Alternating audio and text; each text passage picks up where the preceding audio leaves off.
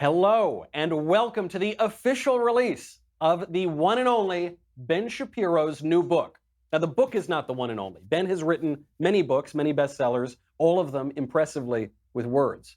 The latest book, How to Destroy America in 3 Easy Steps, what began as a prophecy has now become a news report. But for the moment, while we still have some semblance of a country left, we are pleased to welcome you to this live signing premiere of How to Destroy America in 3 Easy Steps. Typically, you may recall, on our shows, you have got to be a Daily Wire member to ask the questions, but today, today, it is a special exception.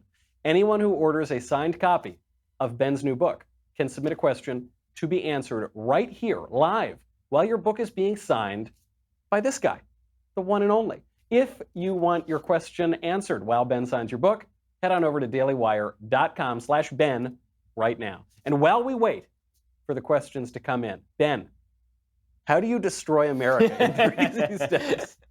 Well, first of all, I have to say that this distance is like the best distance Wait, we've ever had. I feel too far from you. I know, but it's exactly the right amount of distance. All right, It's absolutely perfect. So the basic thesis of the book, if you haven't heard me talk about it on the show for the last couple months, is essentially that what ties America together is our philosophy, our culture, and our history. And that without those 3 elements, any culture, any nation is going to fall apart.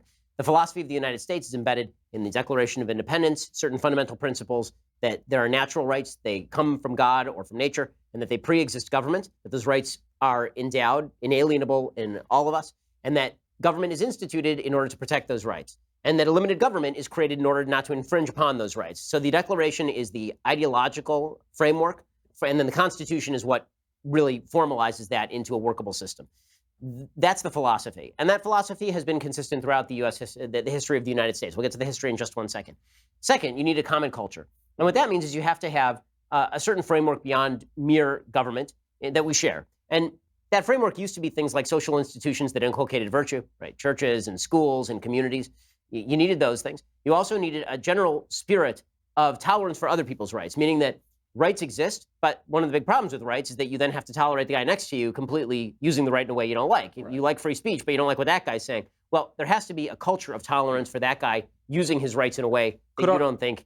Could our common culture be cancel culture? That seems like the only thing we share. Well, I think that's exactly right, and that's kind of where we're going. Yeah. Is tearing down all of this in the name of a new faux unity. Yeah. But you have to have that. You have to have a culture of entrepreneurship and adventure. You have to cultivate a spirit that says that the only thing you're promised in the United States is not a bunch of entitlements from the government. It is instead the adventure that comes along with freedom and the responsibility that comes along with freedom. And finally, you have to have a culture that says that it is worth standing up for those rights. It's not merely tolerating other people's rights. It's standing up militantly when rights are violated. Yeah. And that has been a common thread throughout American history, which brings us to the final element. You have to share a vision of American history. Well, that vision used to be pretty obvious. America was founded in 1776. It was founded on these fundamental philosophical principles. The history of the United States is about the attempt to fulfill those principles gradually, step by step, stumbling, falling, sinning dramatically, doing horrible things along the way. But eventually, the story of America is about the spread of prosperity and freedom to untold numbers of human beings at home and abroad. It's about the fulfillment of founding principle, and it's a glorious story. It is not, in fact, a downcast story about the vicious evil of the United States. Disintegrationists have attacked all 3 of these elements. They seek to level the United States by destroying all the ties that bind us. American philosophy has to be destroyed. American culture has to be destroyed. American history has to be rewritten as the story of exploitation of one group by another group that has never abated. There's never been any attempt to abate it. That 1619 is the same as 2020. Every article in the New York Times is this, right? Here's a bad thing that happened in 1720 with slavery, and now here's a story about Michael Brown, and they are exactly the same. It's like, well, no, you missed a few things. But that culture, the disintegrationist view of America, is taking real hold. I mean, there's this poll from the Wall Street Journal today that said that 59% of Americans, 58% of Americans said that the United States was a racist country. Yeah. A huge percentage of Americans now say, a majority of Americans now say kneeling for the American flag is appropriate, right? The disintegrationists are winning. Yeah. They're winning because we ceded the field of battle. We voted for the quote-unquote right people, but we forgot that we actually have to inculcate certain values in our kids. Right. Well, a good reason to read the book, which I have done, by the way. I really enjoyed reading it. Let's get some questions from people so they can get their signed books and read it as well. First question comes in from Aaron from Crestview, Florida. Hello, Ben. You're not talking to Ben, you're talking to me. And then I'm asking, well, never mind. As a 29-year-old, I'm wanting some pointers to be able to be more involved in government, mainly at the local level, city, county, or state. So the best way to get involved in government is to recognize that when you're talking about local government, you have to find an issue that generates a broad level of support, and then you have to cast your opponents as not being in that circle. Right? This is something that Jonathan Haidt talks about. The big mistake that people make in politics is not trying to draw other people into the kind of sumo wrestling circle before you throw them out. You actually have to draw as many people into you in a unifying stand as you can, and then you throw out your opponent. Democrats are very good at this, right? Democrats will say, we all believe in things like police brutality suck. Now defund the police. And you're like, I don't want to defund the police. Like, it's too late. It's too late. Yep. You're outside the circle. You don't have to play that game. But there are a lot of issues that are very unifying on a local level that people have neglected. And when it comes to local government, there's a lot of knocking on doors. There's kind of broad philosophy. It doesn't really take too much of a hold at local levels. It's really broad philosophies made manifest in very specific. Right? Yeah, exactly. So making sure that you can actually get that stuff done is the key to getting involved on a local level. I'm actually not the best person to ask this because I've never been involved on a local level, but I have been told by my friends who are involved on a local level that really being in touch with the community and really knocking on doors is the key. And I think Garcetti is so unpopular here in LA. I mean, I think you could be mayor of LA. Shot, yeah. No, it's exactly. You could be mayor of Bill de Blasio. You could be mayor of Bill de Blasio so long as you pledge not to actively murder groundhogs and allow the complete destruction of your city. We've got like lowering standards these days in local politics. From Zach in White Oak, Pennsylvania. What is your favorite way to decompress after work? I just scream. I just go home and I just scream. I'll be honest with you, for like 4 hours, it's just one long, continuous scream of rage and pain. No, the actual answer is that I have 3 kids, and so I play with my kids and I let them beat the living hell out of me. And then I go running from my children. Like I've taken up running. During the pandemic, it turns out you can't go to the gym. And if you go outside and you're not exercising, they'll arrest you. So that means that I basically have only a few choices. Right now, that choice has led me to go on these long runs where I listen to music or books on tape or other people's podcasts. It means that I've lost some weight. Thank you for noticing. Yeah. But it also means that that is the best way to decompress. Also, just reading a lot. So Sabbath is the great decompression time. And I'll knock out, in a typical Sabbath, I'll knock out like 3 books maybe. Wow. I'll read maybe 3 books over the course of a Sabbath. So that's pretty good. This Judaism has something going for it. This is really... Jesus was into it, man. Yeah, every day. Alex from Santa Clarita, California wants to know, in contrast to the title of this book, how can we save America in 3 easy steps? I'm so glad you asked. The answer is embedded in this very book. Okay, because the way the book is structured is essentially, here is the philosophy that holds America together, here's the culture, here's the history, and then here's how the left is trying to destroy all of these things. Although I shouldn't really say the left, I should say the radical left, because I think there are some liberals who actually still believe in some of these general principles. You saw that in maybe the Harper's Weekly letter. The answer in the end is going to be education, and it's going to be talking to your neighbors, and it's going to be recognizing commonality before difference. And that's a big thing. I think that we spend so much time clarifying difference in American politics that recognizing that at root there are a lot of commonly held values, that's worthwhile, because when we don't speak them, they don't become commonly held. They're very easily dissolved. You see this with free speech. Like we sort of took for granted that we're all kind of like, yeah, you can have your opinion, I can have my opinion, we'll move along. But without articulating that completely fell away. And then it became, well, you're not allowed to have your opinion so long as your opinion is a bad, unapproved opinion. And then points of agreement fall away. So establish where you agree with people before you try to establish where you disagree. Yeah, that makes a lot of sense, because we do share things, at least for now, and hopefully we'll still share them before the whole country burns down. From Aldo in Buena, New Jersey, where do you see America in the next 5 to 10 years? Where do you see yourself in the next 5 to 10 years? I believe Alda is interviewing you for a job. Yeah, that's exactly right. Where do you see yourself? Well, where I see myself is a beautiful resort off the coast of Italy. Mm-hmm. Yep. Yeah, just enjoying my time. Thinking about how America is just fantastic because the President of the United States is now Thomas Sowell. Mm-hmm. and just everything is going great. I mean, realistically speaking, 5 to 10 years from now, what my hope is that more and more people obviously engage with the show, read the books, and inculcate the values that I'm pushing. I mean, that's why I do what I do. I mean, the money's great, but the real reason I do this, I did it when the money wasn't great for years and years and years. The real reason I do this is because I actually care about the stuff that I talk about, and because I care about that stuff, I want to ensure that more and more people hear that. So we have a lot of things that we're going to bring to Daily Wire. There's a lot of stuff that we're going to build out here. I don't want to talk about it yet because it's a little bit early, and I also have a real bad habit of pre-selling stuff. Like, for example, the Shapiro store, which I did 2 years in advance of the actual release of the Shapiro store. So I'm not going to talk about what we're going to do specifically over the next 5 to 10 years. I can say that we are in active talks about that right now. It's really exciting stuff. And as far as where the country is in 5 to 10 years, you're screwed. I mean, I don't know what to tell you. Realistically, I think what's going to happen is if things do not change radically between now and November, Trump is going to lose, and it's going to suck. It's going to be so bad because I think that if Trump loses, there's a high likelihood that he takes the Senate with him. I think that if Joe Biden and a Democratic Senate and a Democratic House are in charge, it's going to get really ugly. The one thing I will say that gives me some level of optimism is that Democrats always overstep. This is a habit. People tend to interpret a mandate against the other side as a mandate for the things they want to do. George W. Bush did this after 2004 when he started pushing Social Security privatization and immigration reform. And everybody's like, nope, you don't get to do any of that. And then gave the Democrats power in 2006. And then after Barack Obama was elected, he interpreted that as people want nationalized health care. And 2 years later, Congress was Republican again. I think it's very likely the same thing could happen with Joe Biden. He goes for broke. Americans are like, this is too much. We're not doing this. And then power starts to swiftly shift back in the direction of Republicans, I think. Yeah, I guess the pessimistic view is that things can't get any worse. And then the optimistic view is, of course they can. Of course they can get worse. No, that's exactly right. They always say that there's a light at the end of the tunnel, but sometimes the darkest time is just before it gets completely black. That's beautiful. From Adrian, from Arlington, Massachusetts. Ben, what 3 books other than your own would you recommend as fundamental readings for anyone interested in understanding conservative and classical liberal philosophy that are relatively easy to digest for the average person? You know, Ben, do any books come to mind? Easy to digest, really musing on these philosophical thoughts? So there's a book. Let me tell you about this book. This book is so replete with knowledge and thoroughness that it can't be overstated.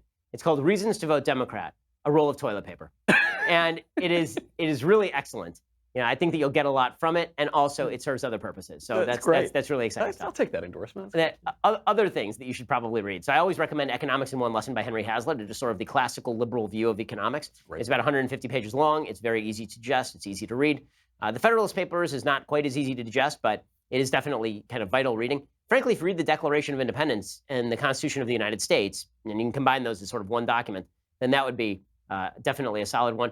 I would also recommend that you read A Conflict of Visions by Thomas Sowell, which is really good. His kind of philosophical writing I like even better than his economics writing. So he has a bunch of philosophical writing. He has one called The Quest for Cosmic Justice that's also excellent, and that's definitely worthy of the read as well. Yeah, that's a really terrific one. And by the way, if they read the Federalist Papers, they can listen to you explain the Federalist Papers on the PragerU Book Show, on your own podcast from years ago. That is a true story. A lot of great places. If you are just joining us, we are taking your questions. You probably figured that part out. But you can only get your question answered if you go and order a signed copy of Ben's brand new book, How to Destroy America in 3 Easy Steps. Head on over to dailywire.com/Ben. You can order your copy there. Next question is from Alejandro in Las Vegas, Nevada. Ben, what is your go-to meal when going out? Well, the easiest one that you know will never fail is a burger, right? It's really difficult to screw up a burger in a serious way. So burgers, for me, if I'm going, I will tell you the secret to going to a nice restaurant. I don't know if it holds true for non-kosher restaurants, so I can only speak for the kosher restaurants. The secret is order 1,000 appetizers and no main. Okay, this is the actual secret. Not because you're trying to save on money, but because you get to taste all of the good tastes. The main is always too large and is usually not quite as good as the appetizers. Have you found this to be true? I've never even considered this strategy, but it is in fact the case that when I go out and order a lot of appetizers, that is better than the entree. Correct. Always. Always. Huh. Always. Right? You can get the chicken and waffles, you get the poppers, you get like you get the sliders, like all of those things are better than like the giant steak, unless the steak is magnificent or something. The appetizers, that is the key. I thought I was only going to learn things about American you just learn something incredible. Useful. My wife and I do this all the time. And people don't feel bad because if you order 35 appetizers, it's the same as ordering a main, so you're not gypping the waiter or something. Right. So that's always been our strategy. And give a big tip. Order the appetizers. That's the kind of advice you only get when you get the signed book and you come and ask these questions. This is from Aiden from Alexandria, Virginia. Hey, Ben, you speak a lot about the importance of the culture war.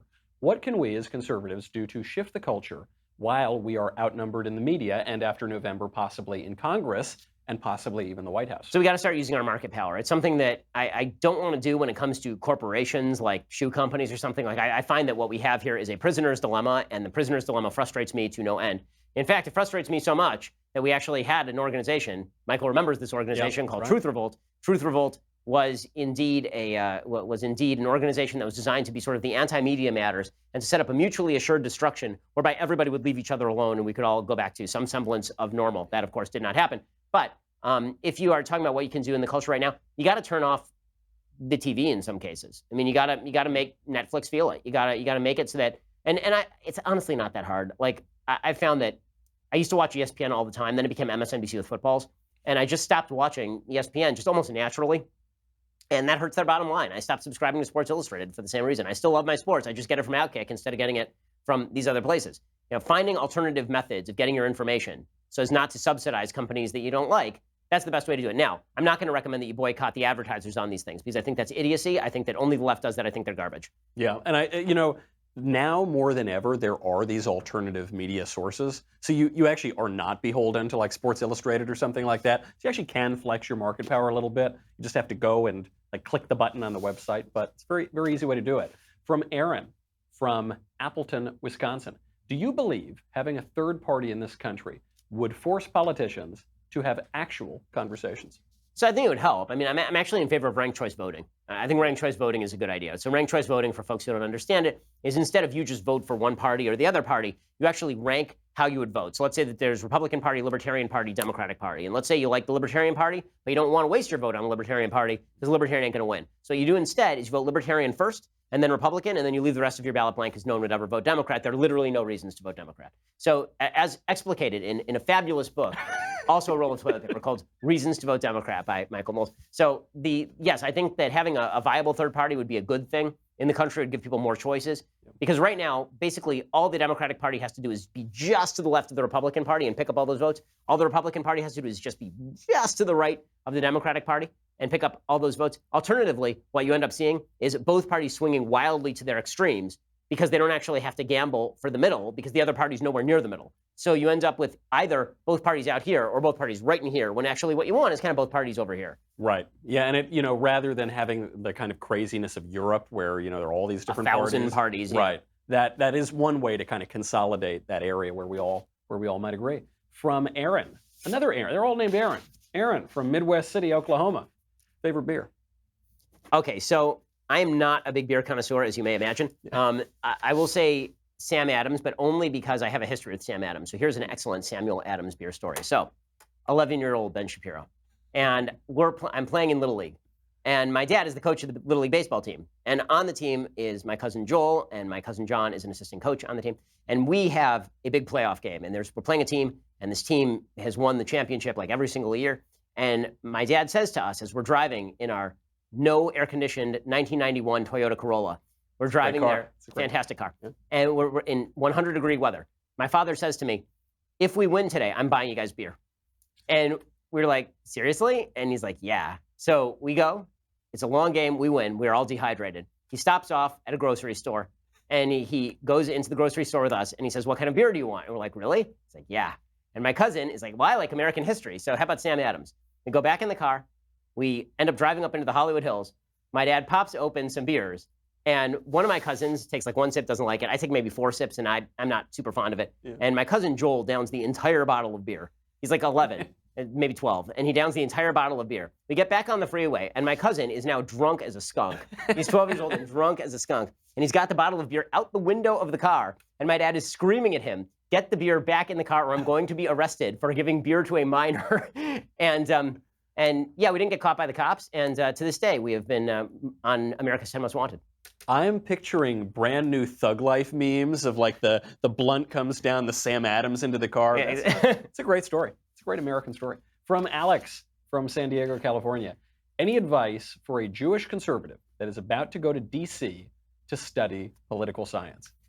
Be very, very careful, sir. I mean, I don't know what university you are going to. Here's my advice. My advice is always think of the usefulness of a conversation. So I think people mistake true for useful. These are not the same thing. You having a conversation with your professor publicly where you're trying to convince some of the other students, might not be a bad idea. You writing on your final everything that you believe about the Constitution, it might not be a very good idea. You alienating a professor where you don't have a blind final might not be a very good idea. Do not give people who are going to discriminate against you because of your politics the means with which to do so. So be very careful in deciding when and where you are going to drop your truth bombs. I'm in argument for a long time with Dennis Prager about this. Dennis Prager's like, just drop the truth bombs everywhere. Just do it, man. Like, Dennis, you haven't been in college in 60 years, man. Yeah, it's been a long time since Dennis has been in college. So you don't understand. Like, you do that, you're giving them the means to destroy your career. There's no reason to do that. So that would be my main advice is if you have to keep your head down for a little while so that you can get the degree, keep your head down for a little while to get the degree. The purpose of being in college is the credentialing. It is not to convince your professor or the fellow students, at least at this moment. And these days we find out it's not even an education because you're still going to pay 50 grand to Harvard for a Zoom class. Oh, no, I use the term credentialing very, very specifically. It's just about a credential. It's a Cracker Jack, Cracker Jack box top. From Alex, from Iota, I don't know if I'm pronouncing that correctly, Iota, Minnesota. If 3 steps didn't do it, what would be your 4th step to destroy America? The 4th step to destroy America is to force everyone to go vegan. Because the amount of hunger in the universe would just increase so rapidly that we could not stand it. I mean, honestly, I'm kind of joking, but I'm kind of not. The 4th step to destroy America is interminable lockdowns that never end without any standards. Yeah. That's seriously like that. Locking the economy down until everyone has no job and is dependent on the government, and simultaneously locking us in our homes. So when we do come out of our homes, we're super pissed, and we go out in the streets and protest and loot things. That seems like a pretty good way to get people to lose their minds. And the government has successfully done that. That's not to say that all lockdowns are inevitably wrong or bad or stupid. It is to say that some of these lockdowns are bad and stupid and not based in political concerns as much as they are based in the actual political interests of the players who are doing this sort of stuff. Yeah, and could you imagine if everyone became a vegan and all the gyms were closed? Like, everyone would atrophy and no one would be able to defend the country and we'd get invaded. Yeah, it would look like one of those Far Side cartoons where it's just amoebas on the ground, just dragging puddles. ourselves around. Yeah, it's a very sort of dystopic view. From Adam, from Canandaigua. There's no way I'm pronouncing that correct. That's just Canada, isn't it? From Canada, New York.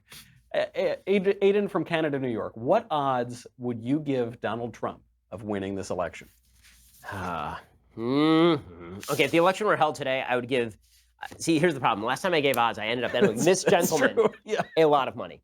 Not as much money as I owed others, but I ended up nearly bankrupting myself. Yeah. And then I was a jerk about giving him a check, which I eventually did give him. But what are his odds? So today, if the election were held today, he is like an 80-20 shot to lose the election. Wow. The numbers are really, really bad. Now, in Trump time, there's like 3.5 months left. In Trump time, that's at least 47 years. Yeah. So we are at least 100 news cycles away from the election. Does he have the time to turn it around? He could. I'm going to say that he is that Biden at this point is probably about a 60-40 favorite to win. My tendency is to exaggerate that a little bit and say he's even a 65-35 favorite to win because I don't think that Trump is capable of changing himself on a dime the way he sort of needs to. He needs to be laser focused. The problem is in unserious times, when bad things are not happening that affect the entirety of the American public, then you can be as silly as you want to be on Twitter and no one really cares. Everybody's happy. When the economy's booming, you can tweet as much as you want about Bubba Wallace and no one cares. When the entire narrative is America is in a state of collapse, we have the worst unemployment since the Great Depression, we don't know when we're coming back, and by the way, race riots. And then the president is like, you know what, I think that Bubba Wallace is a very bad man. Fake news. And you're like, send. And you're like, oh, God, just stop. So could he turn it around? I don't want to be a downer here. Could he turn it around? Yes. Is it extraordinarily likely he turns it around? Not extraordinarily likely. If I were giving money right now, where would I put it? I'd put it in the Senate races. Because right now the Senate races are very close. They're very competitive, a lot more competitive than the presidential race. And frankly, I trust a lot of these senators to retain their seat more than I trust President Trump to retain the presidency. Again, this coming as someone who plans on voting for Trump. I plan on voting for him. I want him to win.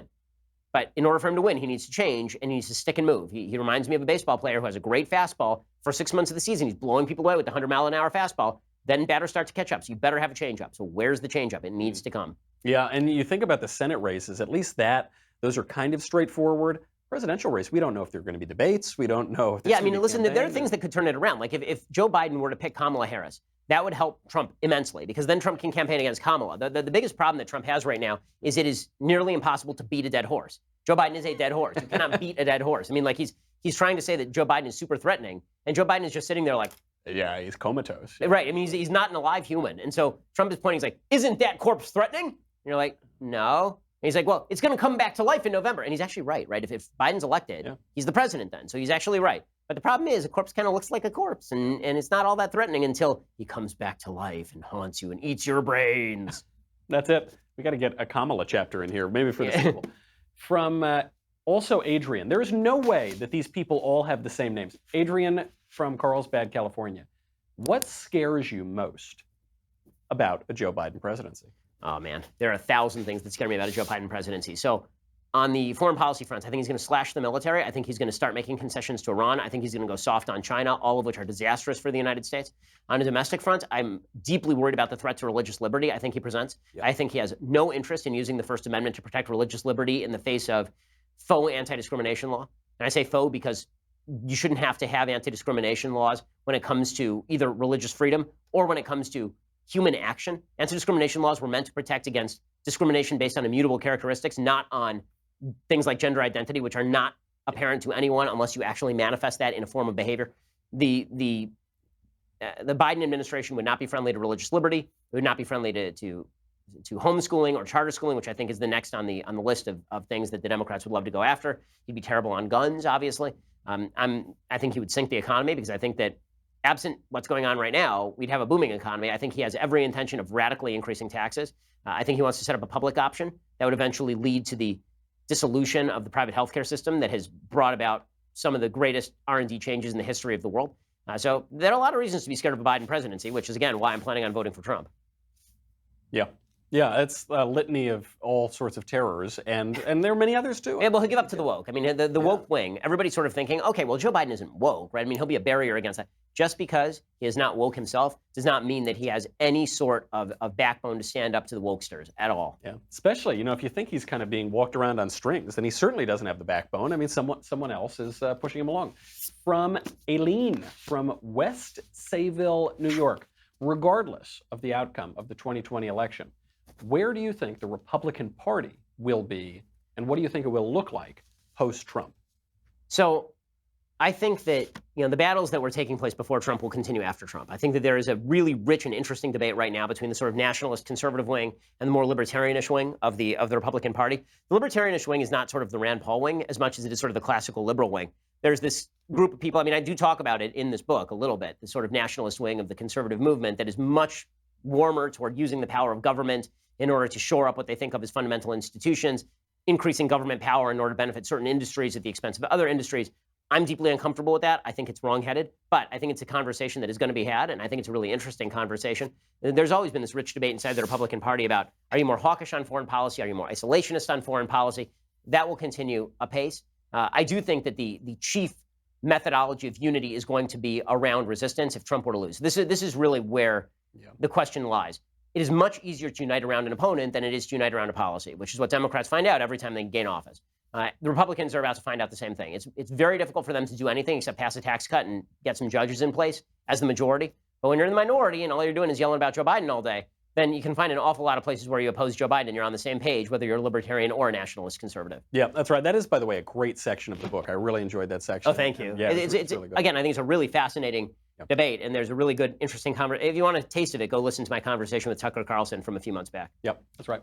From Adam from Fort Smith, Arkansas. Do you think the country will separate eventually? Not through war, but peacefully, because the extreme difference in opinions gets so great. I think that if things keep going the way they're going, then that is a high likelihood. Now, how that actually ends up in practicality is anybody's guess, because it sort of depends on who initiates and who allows the separation to take place. Because one of the big problems that we've seen is that it's coming to the point where there almost is no way out. Like, we don't like secession in this country, right? Secessionism is treason in the Civil War. In this case, if you have the federal government violating fundamental rights of freedom of religion and freedom of speech and free economic rights and taking away your guns and all of this, and Texas says, listen, we're out. You know what? We're going to pay our share of the federal tax rates. But other than that, you're going to have to leave us alone. We're not helping you enforce any of the laws. We're starting to see this happen already. I think it exacerbates. The problem is going to come when people say, okay, so I'm paying 40% of my money to the federal government, and I'm getting zero things in return. So why exactly are we doing this anymore? You know, and I wonder whether the 51% who run the federal government and want to obliterate all checks and balances, whether they allow a sort of soft separation to occur. I mean, the nice thing about the EU is that Brexit had the ability to Brexit. That doesn't exist under the United States Constitution. The last time a couple states tried to break away, it was pretty bloody for everybody. And also for a terrible reason. So, and for a terrible reason, yeah. Yeah, right. That's right. So, you know, if it were to happen this time, we're kind of in uncharted territory. We're not having a national debate on slavery, for instance. We just kind of don't like each other anymore. Right. No, that's right. I mean, you could see a world in which, and you already see it with sanctuary cities, where California is just like, we're not enforcing federal law and we're not helping enforce federal law. Yeah. And you're seeing it, I assume you will in Texas, if pro-gun legislation gets passed, and Texas is like, guess what, we're not effectuating that. We're not going to be involved in that. Yeah. And, you know, there will come a point where the pedal does hit the metal and there's direct conflict. I think it's likely to happen over freedom of religion and educating your children. Yeah. Like, you could easily see a world in which the Democrats try to pass a bill C-16, like the bill in Canada, that basically makes it so that you are prosecutable or arrestable if you do not go along with the prevailing view of absurd gender politics. Right. If that happens and people start, you know, your kid says something to their teacher, that teacher reports it to Child Protective Services, and now you've got people at your door with guns saying, we're going to take your kid away unless you acknowledge that your boy is a girl. Yeah. Well, then you could start to see things get really ugly really quickly. I hope it never comes to that. Yep, that's right. So we've got one from Dan. Dear Ben, this is great. Great, real nice, Dan. Dear Ben, it's not merely enough to dislike Michael Knowles. You need to be actively anti-Michael. By continuing to remain silent about his employment, you're engaging in a system of Michael Knowles. Thus, you are Michael. If you don't get it, I don't have time to explain it. From Dan. Wow. Well, Dan definitely deserves his signed book. He gets his signed book. That is excellent stuff right there. Wow, that's a whole system in there. I hadn't really thought of that. Yeah, it's Michael Fragility. That's Michael Fragility. From Darren, do you think that the perceived division in the country, which is fueled by the media, is simply due to the election cycle, or is there a cultural divide that is arising? I feel like the vast majority of us are stuck somewhere in the middle between two extremist groups. Thanks for your show. Keeps me sane, Darren. So I think there's a lot of truth to that. I mean, I think that what you've noticed is that, and studies show this, the more informed you are, the worse you are. What you actually see is the people on Twitter are the worst. And if you're on Twitter, you know this full-fledged. Yep. The most nasty, most garbage, least unifying people are all the blue checks on Twitter, which is why when there was that bizarre hack of Twitter and all the blue checks disappeared, people were like, it's paradise. It was heaven. It's heaven. Like, this is fantastic. That is a real problem. And during election years, it obviously gets a lot worse.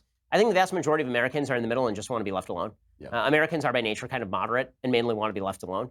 But very few people are representing those interests. So that is the hope. It used to be that I thought that the hope for the country was an informed population. Now I think that the hope for the country may be an uninformed population if the people who are actually informing them are lying to them. Right. So right. That's what you think when the schools shut down and the colleges shut down. You say, great, people are never going to be better educated than when they're uneducated. Yeah, exactly. I mean, like, they're saying we're going to shut down all the public schools, and I'm thinking to myself, so the 1619 Project won't get taught this year? Like, okay, homeschooling will come back? Well, silver we'll have lining, pod schooling? You know? Okay. All right. You're right. If you are just joining us, by the way, we are taking your questions. I assume you knew that, because that's what you can see us doing that. But you can only get your question answered if you go and order a signed copy of Ben's brand new book, How to Destroy America in 3 Easy Steps. Head on over to dailywire.com/Ben, and you can order your copy there. Alexander from Fort Worth, Texas, wants to know, what would it take for you to put your full support behind the Libertarian Party? Okay. Should I curse or should I not curse? Yeah, you can go blue. It's okay. A blue, yeah. You ready? You ready? They need to stop being a damned shit show. That is the answer. Okay, the Libertarian Party is a shit show. I'm sorry to break it to you, but when your Libertarian Party convention features a man dancing around in nude, a fat guy with an iron cross or like the I don't even know what that was. That's not good. That's not good. It seems to me that last time around, you had the 2 most unpopular candidates in American history, and you ran Gary Johnson, who then proceeded to earn a grand total of like 6% of the vote. How does your Libertarian candidate not win 15% of the vote when Hillary Clinton is running against Donald Trump? So the answer is, you need to nominate somebody who's not obviously crazy. You need to stop running your party as a scam, because it seems like a scam, frankly. It seems like everybody who's donating money to the Libertarian Party is donating just enough so the Libertarian Party never gets audited, but not enough that the Libertarian Party ever actually does anything in elections. Yeah. And then you need to have an actual platform that doesn't alienate the vast majority of Americans by focusing in on mandatory pornography and such. Like, just stop it. Just stop it. They should hire you as a consultant, because those are simple fixes, but it would help the party quite a lot. Jana from Rensselaer, New York wants to know, what are 3 words conservatives should live by? That's a very specific question. That is. Onomatopoeia, pandemonium, and order. No, the actual answers. Number 1, gratitude, because all of us stand on the shoulders of others. Yep. 2 would be humility, which is connected to gratitude. You have to have humility with regard to both your own greatness in the history of the world. And 3 would be, I think, courage. You have to have moral courage to stand up for your rights in the face of an overwhelming, sometimes, fight to invade those. It's a great point. People forget courage is the prerequisite of all the virtues. You got to have that one if you're going to do any of the other ones. Next question comes from Tim. Ben, a lot has been made in the media concerning the number of police officers signing up for retirement at record numbers.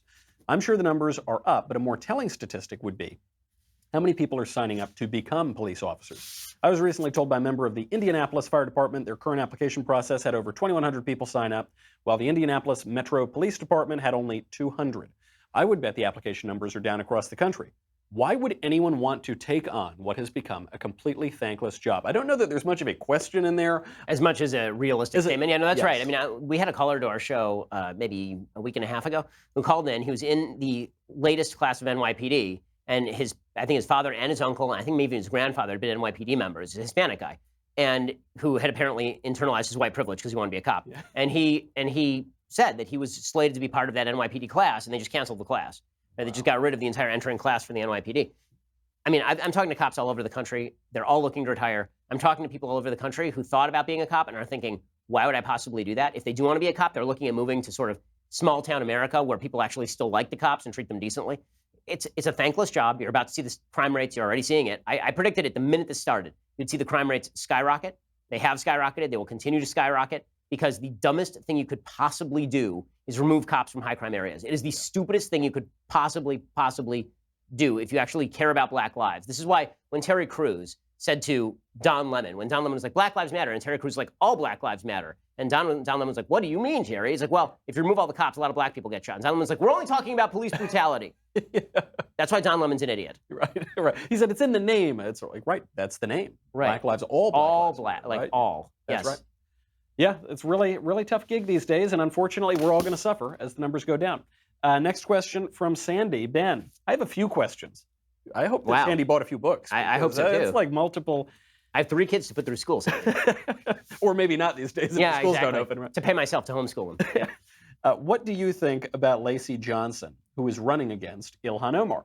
Should Republicans and conservatives send support to more moderate Democrats to help oust radicals like Ilhan? And if so, would you throw your weight behind an effort like that? Sure. Anything to stop Ilhan Omar from being in Congress would be a positive effort. Ilhan Omar is a terrible person, generally, and she is horrible for the country. Her perspective is bad for the country. Yep. And so anything that helps get her out of Congress, I'm very much in favor. Listen, I know there are a lot of Republicans who are like, we love Ilhan Omar being in there and AOC, and it's great because they give us something to a foil. Listen, they give me something to talk about. Like, that's true. But it turns out that I'd rather have fewer things to talk about and a less insane Congress filled with crazy people. Yeah. So, yeah, absolutely. If you can support ousting Omar from within, go for it. I think that's a worthwhile cause. That's the thing is, we're playing a kind of a dangerous game by pushing up these people like Ilhan Omar, say, we want to keep her there because eventually, she might be the majority that's the problem. Whip or something. Like this is, and she's moving in that direction. I mean, AOC's moving in that direction. She will eventually be a high-ranking member of the House.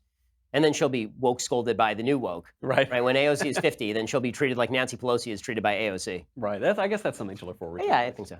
A question from Aaron. Another Aaron, man. From Fort Worth.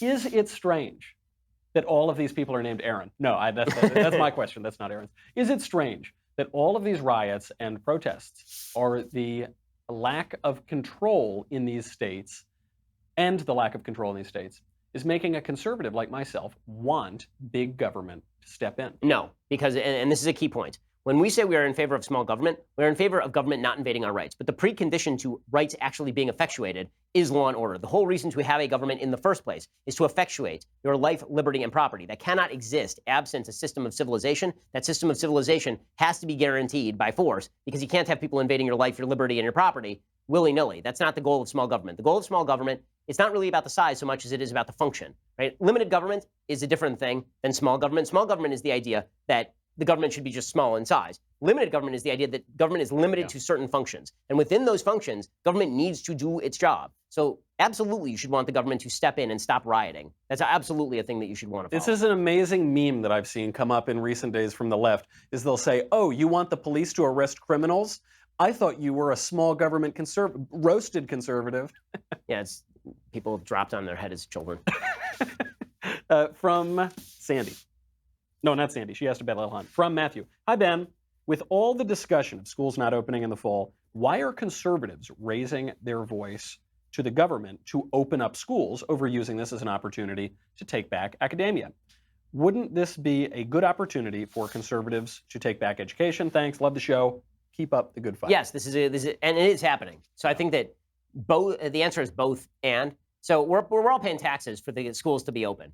It's kind of absurd that we pay taxes for the schools to be open, and the schools aren't open, and then we pay more taxes. Like that's a ridiculous thing. But conservatives are using this as an opportunity to grow educational opportunities. I think the big problem right now is that the system is not built to hold enough people yet, and even more incredibly, in places like California, they're trying to shut down the ability of private schools to open. Yeah. So Gavin Newsom has basically issued an order that if the public schools don't open, neither can the private schools, which is him basically saying that even if the private schools have the resources to open, which many of them do, right? They actually have PPE for teachers, and they have methods of separating out the kids far enough and all of this, which, again, schools are not going to be the chief vectors of transmission. That's just not what the data show. But the governor here basically said, well, what we don't want is the private school students jumping way ahead of the public school students. So basically everyone can continue to be ignorant. That's a great idea. I mean, there was an article in the Washington Post by a teacher today suggesting, maybe we just have to change our standards of when people can read. Because after all this delay, maybe we should just, okay, so the new age when you read is 9. Like, well, that seems like not great for the kids. And I was under the impression the school was for the kids, not for the teachers, but apparently I'm wrong. You were very wrong about that. It's all about the teacher unions. I mean, it hasn't been about the kids in a while. From Chris. Dear Ben, gun rights question for you. I can see the way the Biden campaign is going. I'm not a gun owner yet. I like that yet. But am working on educating myself on what my legal rights are to become a legal gun owner. Regarding the Second Amendment, if Joe Biden becomes president, what changes do you think would happen related to the Second Amendment? I'm unsure of his actual position, given that he just caved to the radical left on climate change, among other things. Sincerely, Chris. Yeah, I mean, certainly you'd go for the federal assault weapons ban again, which is the most useless piece of legislation ever devised by man. It had zero impact on mass shootings, so far as most studies show. And on overall violence, it also had zero impact. I assume that he would go for some sort of limitation on magazine size. He's talked about this fairly openly. I assume that he would try for a national gun registry. He'd want to close the so-called gun show loophole, which is not a gun show loophole. There is no gun show loophole. If you buy from a federally licensed firearms dealer, you have to go through the federal process for buying a firearm. If you buy from a friend or family, it's a different thing. That in order to monitor those sales, you'd have to have a national registry that is updated upon every single sale, which means the government knows who has guns, what kind of guns they have, and where all the guns are, which seems kind of dangerous. But Biden would push for that. Those would be the chief things that he tries to push for. And then if you really wanted to go for broke, and he'd wait for the first mass shooting so that he could use that mass shooting as an opportunity to get things done, because unfortunately, let no good crisis go to waste. It would be a tragedy, and he would use the tragedy. This is what, unfortunately, too many Democrats do. Then the move would be, okay, we want mandatory gun buybacks, and that would be the sort of final straw. People would challenge it in court. And then you are now reliant on Justice Roberts to stand up for the Second Amendment. So good luck to you there. Yeah. And we'll see how that goes for you. I think that's probably why gun sales are spiking through the roof right now. People see down the line. From Stephen in Reno, Nevada. I'm an aspiring writer, but I struggle to find motivation. What keeps you going? Oh, dude, this is a really hard question. So in the last few weeks, because of everything that's been going on, I'd already finished my book. I was like, you know what? I'm going to write some fiction. I've started like 5 different fiction projects, and I can't get further than about 5 pages in. But when I wrote this book, I knocked this thing out in like 7 weeks flat. So if you find something that you're passionate enough about, then the writing will come. But you actually have to be passionate about it. I realize that I'm just not Drew, right? Andrew Klavan can sit and he can write fiction, and it's workmanlike for him, and he enjoys the process. I enjoy writing, but it turns out I just don't enjoy writing that. So you have to find the thing that you're hot on enough that you can actually last long enough to actually do the whole thing. But then you have to treat it like a job, the way that Drew does, or the way that I did with this book. You have to actually slot out time in the day. You're going to write for 2 hours. It doesn't matter if what you write ends up being crap. You have to make it a regular part of your day. You can't wait for the artistic inspiration to strike. Yeah, it is funny how Drew does it. He will, like at any 9 to 5, he will go in, he will lock himself in a room, and whether some characters come out or not, that is sort of the job. Less inspiration and more technique, probably. From Bobby, dear Ben, what is the difference between mob rule and democracy? So the only difference between mob rule and democracy are the checks and balances the founders thought about, right? So the founders were very clear they didn't like pure democracy. This is obvious from the Federalist Papers. They worry deeply that democracy and mob rule end up being the exact same thing. Listen, Aristotle essentially says that democracy ends up very often being mob rule, which might be no better than the tyranny of one. And monarchy might actually be better in Aristotle's view than democracy because mob rule is ruled by the passions, whereas at least occasionally you might have a tyrant who actually is sort of a philosopher king in all of this. But the founders weren't happy with this. This is why they like checks and balances. People who talk about pure democracy, we live in a democracy, why do we have the Electoral College and the Senate of the United States? Why do we have federalist systems of subsidiarity? Why do we do any of these things?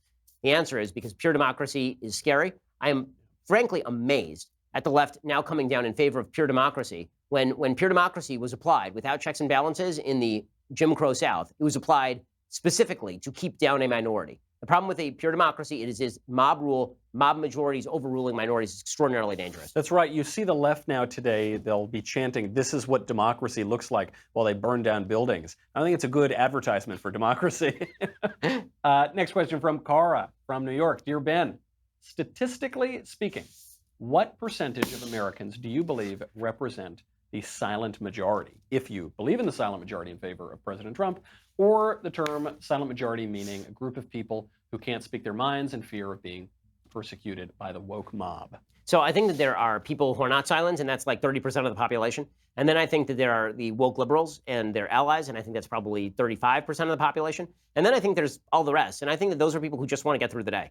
And if by that you mean silent majority, then I agree. And this is why it is almost a political sin that the president has not made it easier for them to vote for him. Yeah. Because they're there. I mean, they're begging for somebody to champion the cause of leave us the hell alone.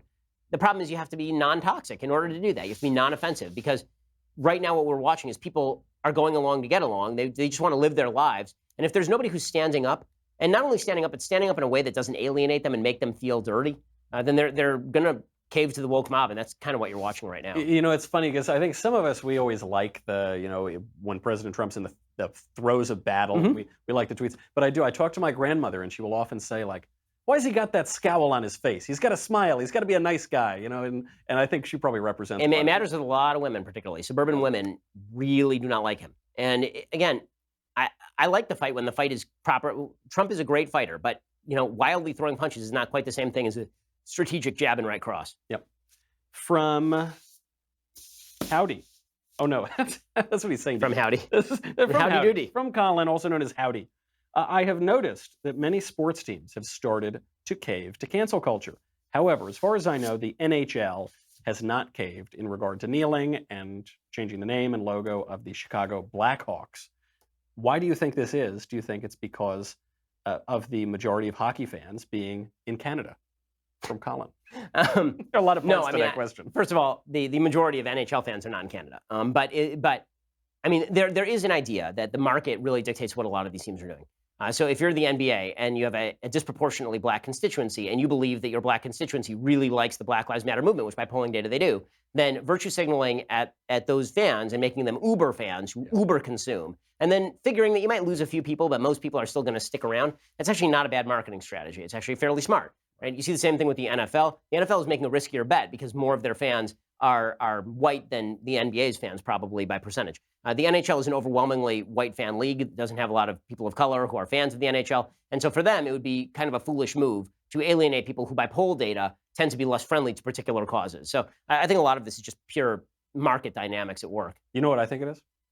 It's hard to kneel in skates.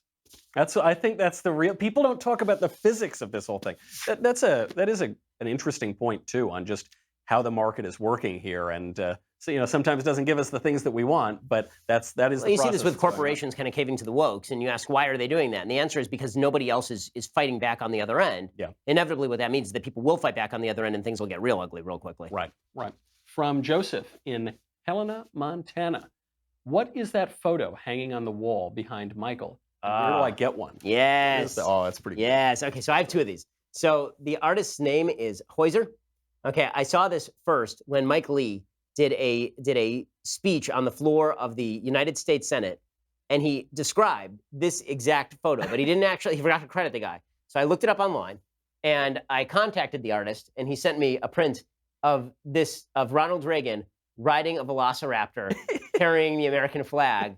Reagan is carrying a rocket launcher on his back while firing what appears to be a submachine gun. Wow. I have another one. If the camera actually were able to move, you'll be able to see it. It is George Washington holding an eagle. Behind him is the American flag, and he is holding a minigun in his other hand with the chain across his shoulders, standing atop what appear to be the bodies of Terminators and/or zombies. Wow. Because America. My decorations in this office are pretty spectacular. I have a bunch of flags that I've gotten from various battalions. I have one from the state of Texas. I have a lot of good stuff in this office. There are. And but check out Heuser's work. It's really it's hilarious and good, and you'll enjoy it. Those photographs are really amazing. Well, the tatted up Lincoln is also pretty good, right? Yeah, that's also Heuser, I believe. It's another great photo. Yeah. From Laura. Ben, you have spoken many times about the positive nature of gridlock in the government, and also recently mentioned the possibility of having Biden as president and Democratic majority in the Senate and House. Got me thinking about how the presidency and VP used to be determined by first and then runner-up votes rather than running with a running mate. Can you explain why this changed in the early 19th century and if it would be good to reinstate for the sake of that gridlock? Thank you for your insight, Laura. So I'm trying to remember when they exactly changed this. So it was obviously a hotly fraught thing because you ended up in one election with Thomas Jefferson as president of the United States and Aaron Burr as the vice president, and they really didn't like each other. And you ended up with John Adams as president, and Jefferson ended up being the vice president, correct? Yep. So everybody was like, "This sucks. Yeah. If I die, my worst enemy is taking over." And so they amended the Constitution. They changed it so that the VP was not elected from the same party, but from the opposition. Yeah. It's a good move. I mean, you don't actually want. You want a recipe for assassination? Imagine that Donald Trump was president right now and Hillary Clinton was his vice president. Just imagine. First of all, it would be hilarious, right? It would be so much more fun. Yeah. But the chances of Donald Trump being Epstein would be extraordinarily high. That's the thing. If you really believe the rumors, or really anybody, right? If you are one heartbeat away from the presidency and the person who's president is your mortal enemy, then he will be your mortal Although I will enemy. say, I think that this same dynamic applies if Joe Biden picks Elizabeth Warren. Right, like if they're walking around Biden's Dasha and they're just walking down some steps and suddenly the cane is gone, then I think you know where to look. Then, yep, that's not too far. From Reggie in Kansas City. In your opinion, Ben, who are the greatest American artists, including musicians and writers and painters and everybody? Okay, greatest American artists. So, greatest American writer, Twain, Hawthorne, Melville would probably be the top three. Not necessarily in that order. Yeah. Greatest American painters. I will admit I'm not as familiar with painting as I should be. So I will kick that one to Knowles. Maybe Knowles has some ideas on that one. Yeah, I consider myself to be Thomas a great Kincaid. American painter. Yeah, Thomas Kincaid always said he was the most controversial artist in the world. Every one of those little chimneys having smoke coming out of it, really beautiful stuff. Yeah. Bob Ross. As played by Steven Crowder. But the greatest American musicians. So there's two categories, right? There's composers and there's musicians. Greatest American composers, Gershwin, Copeland. As songwriters, you'd have to say Irving Berlin would have to be up there. Rodgers and Hammerstein, although Hammerstein did the lyrics, so Richard Rodgers would have to be up there. Stephen Sondheim would probably be up there. Leonard Bernstein would be up there. And then, people who like rock can give you an answer on the rock bands. That ain't my purview. Yeah, I guess you throw Elvis in there maybe for the rock guys or something. Yeah, although again, he didn't really write a lot of his own stuff. He really sang other people's stuff. So if you're going to do great songwriters, I'm trying to think who'd be the great songwriters, great American artists, great kind of, there's a bunch in sort of different fields. Like Fred Astaire obviously comes to mind. Right. He's a great American artist, and he doesn't really fall neatly into any of the categories that you just said. Right. But Louis Armstrong, great American musician. Yeah. Lot in jazz.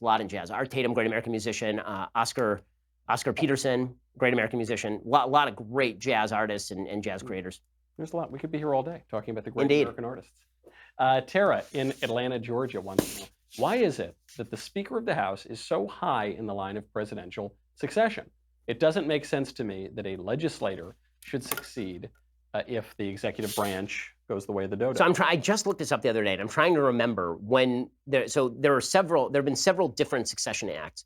The latest one, I believe, was in the 40s.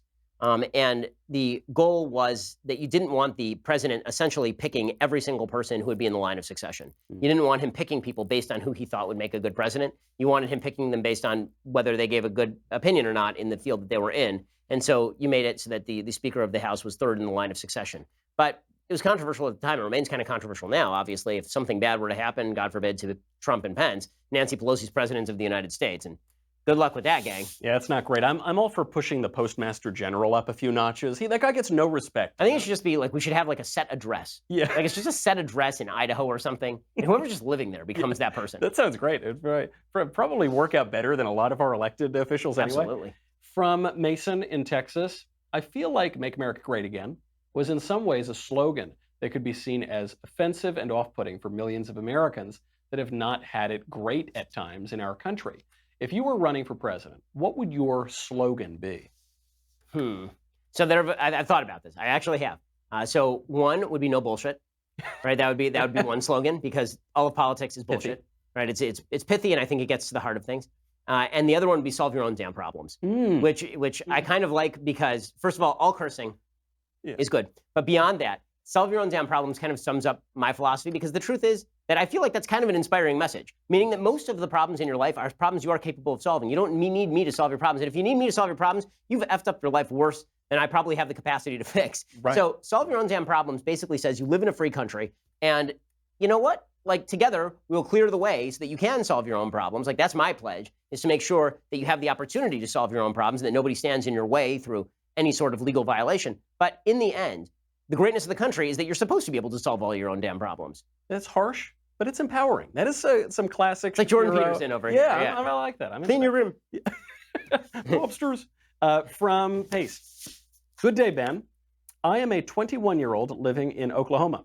Due to the recent SCOTUS ruling, half of the state, if I read correctly, will eliminate the ability of U.S. officials to properly exercise their criminal justice activities, including chasing criminals or investigating crimes in what is now half of Oklahoma.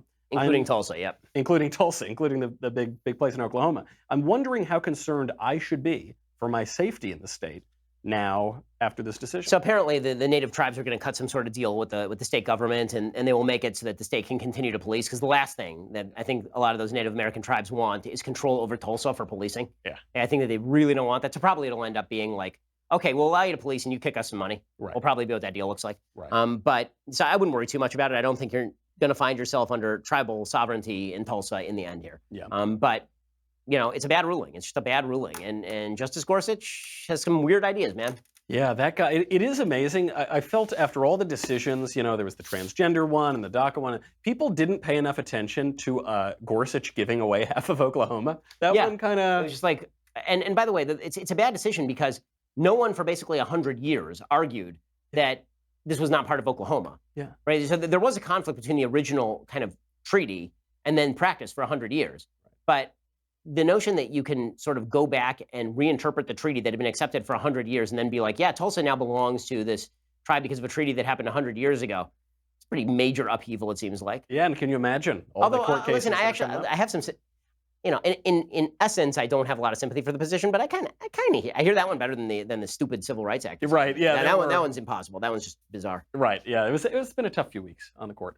Elon from New York wants to know, if you were to have a Thanos. Come on. Thanos. You can tell. It's a Marvel universe. I'm a real hip guy, as you guys know. If you were to have a Thanos-style retirement away from politics, writing, and all public appearances, what modest occupation and/or hobby would you pursue? The murder of half of humanity. Yeah.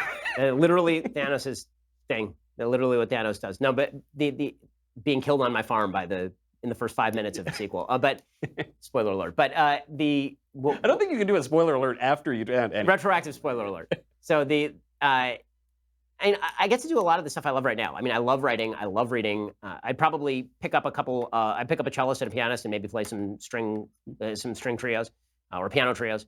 I would take up cooking. I would take up painting. I'd be like Winston Churchill. I would just sit around and get fat and paint, and that'd be pretty exciting stuff. I would travel, except nobody can ever travel again. Right. So that's which is sad. Like, I was planning on traveling with my wife in our old age, and now it'll basically be, let's just rotate among the rooms in our house because COVID's never going away. But getting fat and painting, that's not a bad life. That's pretty good life. It's a pretty good life. Joseph from Staten Island wants to know, I understand why the left is so intent on keeping lockdowns in effect and businesses closed. However, I'm unsure about what is to be gained by keeping schools closed. Any insight would be helpful. This is a New York City nurse over here. Huge fan. Thank you for your voice and explanations. So first of all, thanks for what you do, because being a nurse is a really rough job, especially this time of year. So, as far as the schools, the answer is they want to please the teachers' unions. That's really the only answer. Because the schools being open, there are a lot of reasons why, as a leftist, you want the schools open. You want to make sure that there is not some grave inequality that exists between private schools and public schools. You want to make sure that parents can actually drop their kids off at school and then go to work. You want to make sure that social services can make sure that no abuse is going on. Like, there are a lot of reasons why, even if you're on the left, you want the schools open. It really has to do a lot more with pleasing the teachers' unions than anything having to do with the children. Yep. Ephraim from Florida. When approaching a new topic or issue, how do you sift through the multitude of sources which are available on the internet? Which sources do you prioritize? I'm asking because many times I'm at a loss as to how I can inform myself on issues which I have had no previous exposure to. So what I'll tend to do is try and find two people who are in conflict. And that's usually not too hard. Usually, this happens a lot in foreign policy. So in American policy, there are not a lot of issues that sort of come up that I haven't thought about because, honestly, I've been doing this for literally half my life at this point, more than half my life. I'm now 36 years old, and I started doing this when I was 17. Right. So it's been a long time. But when it comes to foreign policy, every so often I'll be like, what's happening in Saskatchewan? And I have no clue what's happening in Saskatchewan. And so what I'll try and do is I'll try to find like somebody who really hates somebody, and then I'll read both of them. It'll be like, okay, what's policy on Ukraine? Here's a person who's really pro-Russia. Here's a person who's really pro-Ukraine. I read both of them, and I see which one I find more convincing. Yep. And then I'll take a look at their reading list. I'll see if maybe there's a writer on their reading list who in the past I've agreed with, because maybe that's indicative of underlying values. I'll read that. Then I'll read the opposite. So I try to get both sides, but it's usually not hard to find two people who really don't like each other writing on a particular topic, because they'll name check each other, and then you can at least get a well-rounded view before you make a call. This is great advice.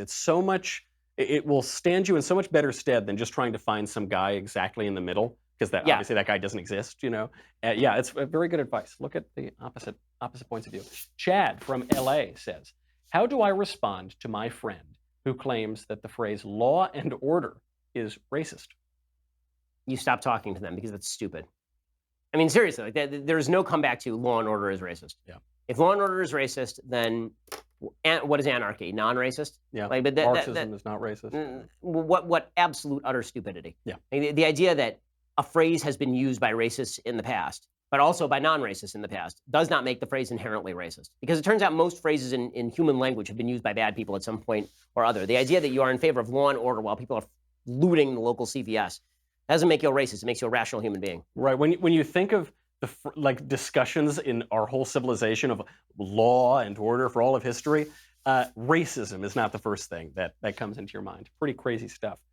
From TJ, hey Ben, what is the best thing that average people can do to effectively stop people from destroying cities who are being generally unreasonable? If it's to ignore them, how will that help stop the destruction of property or violence? Well, the best way is not to ignore them. The best way is to elect people who empower the cops. And then the second best way is to empower the federal government to step in. Ignoring people who are committing actual crimes is not a good way to stop crime. It turns out that ignoring your kids when they're being little jerks is kind of an effective way, because they're looking for attention. But some of these people are not looking for attention. They're looking to steal things. Yeah. So ignoring them stealing things just incentivizes them to steal things. In the end, if people refuse to defend your property, you end up having to defend your property yourself. Just hope that you live in a jurisdiction where they don't prosecute you for it. Yeah. Apparently, not Missouri. Apparently. Yeah, that's right. Yeah, you gotta pick carefully these days, because things are in motion. Heath from Mississippi wants to know, who are some figures on the left that you truly admire? I think this could be the topic of our next blank book. The figures on the left that one truly admires. So I will say that there are some liberals who I think are at least interesting. Some of them appear on that Harper's Weekly list. So John McWhorter is of the left, I think. He's a liberal, and he writes on racial issues. I find his writing really interesting. I think that Yasha Monk is probably a little bit liberal-leaning. I find his stuff pretty interesting. Yeah. Barry Weiss is in the center. She really is not a right-winger. They castigate her as a right-winger because that makes their narrative easy, but she's not on the right, really. And she's interesting. Jonathan Haidt is probably identifies as a Democrat, and Jonathan Haidt is fascinating. There's some old school kind of liberals who just disagree with me about taxation, but like data analysis. Jesse Singal is one of them, right? Jesse Singal used to write for New York Magazine, but actually cares about data, so he's kind of fascinating. There's some that are out there that I admire if they're willing to stand up to the left. I would admire it more if they would publicly actually have conversations with me instead of doing the what I call the happy birthday text thing, right? They'll text you happy birthday when it's your birthday, but then publicly they'll be like, no, happy birthday. Why? Because that would acknowledge that I'm a human. Yeah. Like that I don't appreciate so much. Yeah, it's amazing. Sometimes I get so many of those, dude. I can't even tell you. Yeah. I have so many folks on the left and in Hollywood and in real positions of power who are like, happy birthday, man. I'm like, don't say it publicly. Yeah. Just don't do it. Just don't do it. It's really nice when people like you enough to be nice to you off camera, you know, but and then as soon as you're getting shellacked, they're nowhere to be found. Yeah, it's really wonderful. Yep, that's really great. Last question. Can you imagine? Very last question from Talia in Maine. What do you hope that this book will accomplish? So I'm really hoping that this leads off the re-education of the American population about our foundations. I think that we have been absolutely neglectful in discussing the complexities of American history, but maintaining that America was founded in 1776, not 1619. I think that we've been neglectful in inculcating certain cultural values, not just a belief in social institutions, but that attitude of adventure. I think we've been remiss in doing that. I think we've cultivated instead generations of people who believe they are owed things. And I think that when it comes to American philosophy, we haven't really explained why the Declaration is good. We just assumed that it was in the air and that just by breathing the American air, all this would sort of adhere to us. That's not the way that this works. And so what I'm really hoping is that people read this and they come away with a renewed understanding of exactly what people who wish to destroy the country are doing and also why the country is worth defending in the first place. Go get the book. Unfortunately, we are out of time. But if you got here late or you weren't able to catch us live, you can still get an autographed copy of How to Destroy America in 3 Easy Steps. You go to dailywire.com/Ben. That is dailywire.com/Ben. Thank you always to everybody for joining us. Thank you to everyone who ordered their signed copy. And if you didn't, what are you waiting for? Go do it right now. That is all for me. I have got to go now, go write my show, The Michael Knowles Show, also here on the Daily Wire. And you can catch it wherever you get your podcasts. And Ben will be here for like 10 more hours to sign all of the books and keep up the book tour. Good luck to you, Ben. Everybody else, we'll see you later.